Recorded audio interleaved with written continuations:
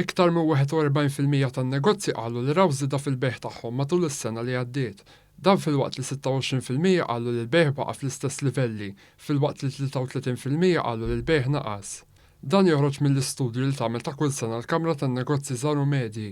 L-aħħar stħarriġ sar fost 300 negozju fl-ewwel ġimgħat ta' din is-sena.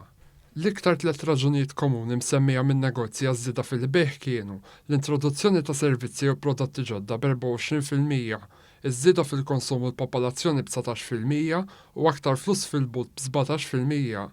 Mill-banda l-oħra 21% tan-negozji qalu li l-iżviluppi politiċi lejn l-aħħar tas-sena li għaddiet kienu fattur fit-tnaqqis fil-beħ. Kważi 2/3 tan-negozji qalu li jew għamlu profitti kbar mill-2018 jew nkella għamlu l-istess profitt li għamlu matul l-2018.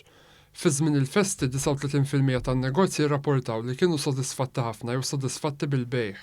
25% oħra ma esprimewx opinjoni jekk kienux sodisfatti jew le bil-beħ fi żmien il-milied.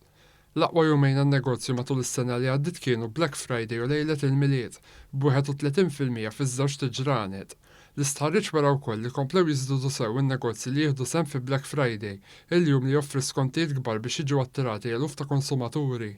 Il-Viċi President tal-Kamra Marcel Mizzi sostna li matul is-sena 2019 iż-żieda fil-beħ kienet iktar miż-żieda fil-profitti, fost oħrajn għax iktar kumpaniji qegħdin jagħtu importanza li jħallsu salarji kompetittivi. Dawn l-aħħar snin dejjem kienet diffiċli innuqqas ta' nies biex nimpjegaw għax hawn full employment u dejjem problema.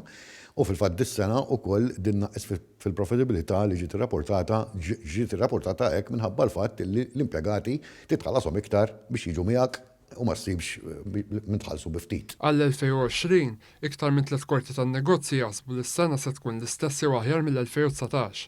Kwart tan-negozji qalu li matul din is-sena jippjanaw li jkabbru n-negozju tagħhom f'pajjiżna. Il-negozjanti xorta qed iħarsu lej dis-sena bħala li ħatkun aħjar, ħatkun tajba, anka minħabba l-fatt naħna naħsbu illi għax dawa servija minni fil-bidu ta' jannar li issa għandna Prim Ministru ġdid u għandhom fiduċja illi ħajsir it-tibdil li hemm bżonn u l-affarijiet xorta jmorru tajjeb. Intant 13% tan-negozji qalu li l-ikbar sfidi fil-bqija tas-sena se tkun iż-żieda fl-ispejjeż u n-nuqqas ta' ħaddiema.